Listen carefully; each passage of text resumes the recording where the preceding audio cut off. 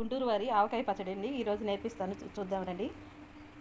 ఇవి కావాల్సిన ఐటమ్స్ అండి. ఇవన్నీ ఆవకాయ పచ్చడి తయారీ విధానానికి మనకి కావాల్సిన ఇంగ్రీడియంట్స్ ఇవన్నీ చూడండి. మామిడికాయలు మొక్కలు కోపించుకొచ్చామన్నమాట.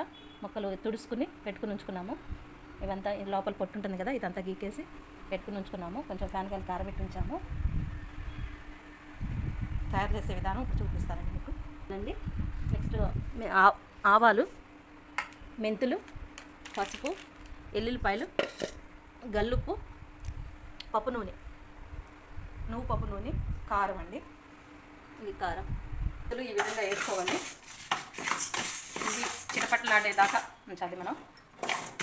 ఎగిని అని మంచి సువాసన వస్తుందండి. చిటపట్లాడతాయి. అట్లా చిటపట్లాడుతున్నప్పుడు అయిపోయినాయి మాత్రం కూడా ఇట్లా లైట్గా వేపుకోవాలండి. ఎక్కువసేపు అవసరం లేదు, కొంచెం జస్ట్ అట్లా కొద్దిగా కొంచెం సేపు అట్లా వేపి తీస్తే త్వరగా బాగా మెదుగుతుంది. మనకి బాగా త్వరగా మిక్సీ అవుతుంది అనమాట. అందుకని ఎల్లుల్లిపాయలు కచ్చాపిచ్చా కొన్ని ఎల్లుల్లిపాయలేమో ఇట్లా తోలు తీసి పెట్టాలండి. ఇవేమో పొట్టు తీసి వేసుకోవాలండి. ఇట్లా సగం అట్లా సగం అట్లా వేసుకోవాలి.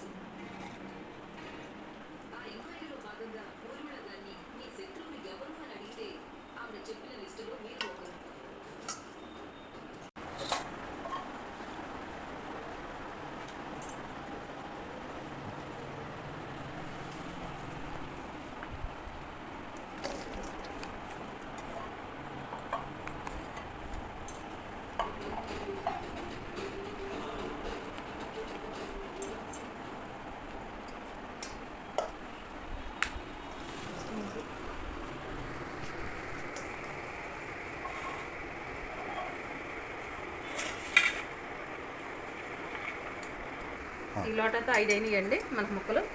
ఇప్పుడు ఈ లోటాతో మనం కొలతలతో మనం ఉప్పు, కారం, మెంతిపిండి, ఆవపిండి రెండు మిక్సీకి వేసేసానండి. మెంతిపిండి, ఆవపిండి రెండు కలిపి మిక్సీ వేసాను. మనకి మెంతిపిండి, ఆవపిండి ఎమ్మటే కలుపుకునేటట్టయితే రెండు కలిపి వేసుకోవచ్చు.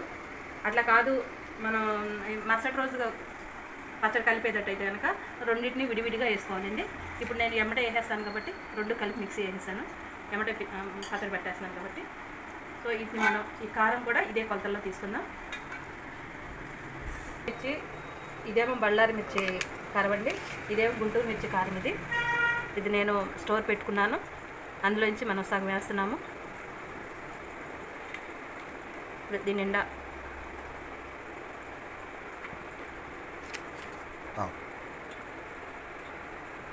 ముక్కలు ఇందులో వేసేసి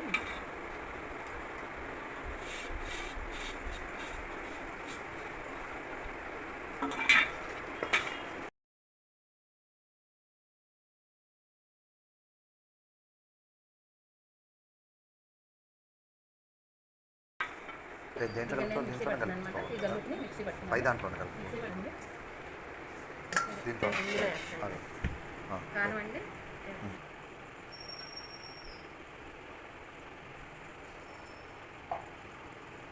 ఎక్కువ వద్దేమంటున్నావు కదా.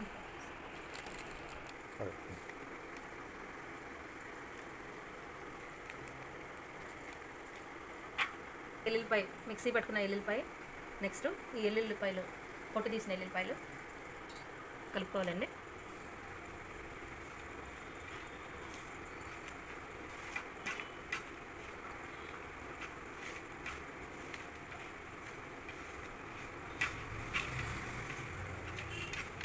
మొత్తం ఇట్లా పక్కన పెట్టేసుకోవాలి.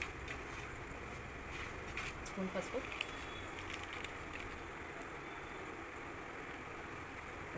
వేసుకుని అంటే మొత్తంగా 2 స్పూన్లు వేసారు. ఇప్పుడు ఆయిల్ నూనె అండి. ఇది పప్పు నూనె అయితేనే పచ్చడి మనకి నిల్వ ఉంటుంది, బాగుంటుంది. టేస్ట్ కూడా చాలా బాగుంటుంది. అందుకనే పప్పు నూనె వేసుకుంటారు. పప్పు నూనె దొరకనప్పుడు శనగ నూనెతో కూడా చేసుకోవచ్చు. కానీ శనగ నూనె కన్నా కూడా పప్పు నూనె మంచి టేస్ట్ వస్తుంది అన్నమాట.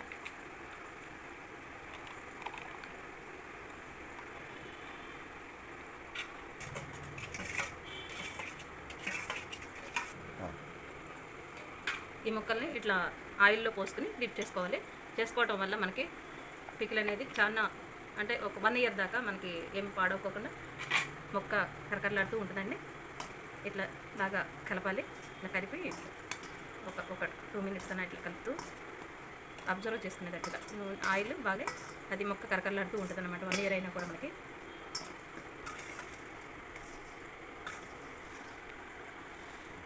ఇలాగే డిప్ చేసుకోవాలి ఆయిల్లో. ఇదివరకు రోజుల్లో ఇట్లా డిప్ చేసేవాళ్ళు కాదు, అందుకనే ముక్క మెత్తగా దనం వచ్చేది. ఇప్పుడు ఇట్లా డిప్ చేయడం వల్ల మనకి ఎన్ని రోజులు ఉన్నా కూడా పచ్చడి పాడవకుండా ముక్క మెత్తగా రాకుండా కరకల్లాడుతూ ఉంటుందన్నమాట. దానికోసమే ఇట్లా డిప్ చేయాలి.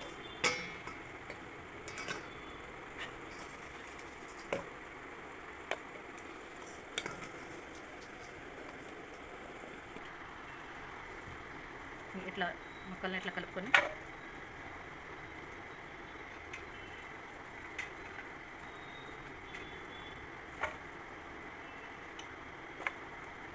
ఉప్పు కారంలో ఇట్లా కలుపుకోవాలండి. ఇవి ముక్కల్ని వేసుకొని ఇట్లా కలుపుకొని వేరే దీన్ని వాటిని మళ్ళీ కలుపుకోవాలి పచ్చడిని 3 days తర్వాత. ఈ లోటా అంటే మనకి 1/2 kg పట్టుద్దండి. ఇది నేను ఆయిల్ వచ్చి 1/2 kilo తీసుకున్నాను. 1/2 kilo సరిపోతుంది నాకు.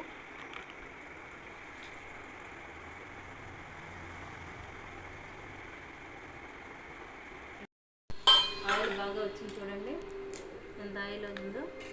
ఇప్పుడు కలుపుకోవాలి దీన్ని మనం.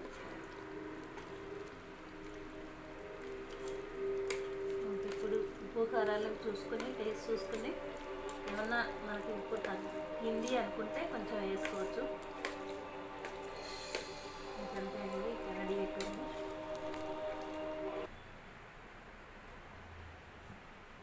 ఆయిల్ చూస్తారా, ఆయిల్ కూడా ఉంది చూడండి, సరిపోయింది ఇంకా మనకి. ఇదంతా ఇంకా మనం వాడుకోవచ్చు. ఇక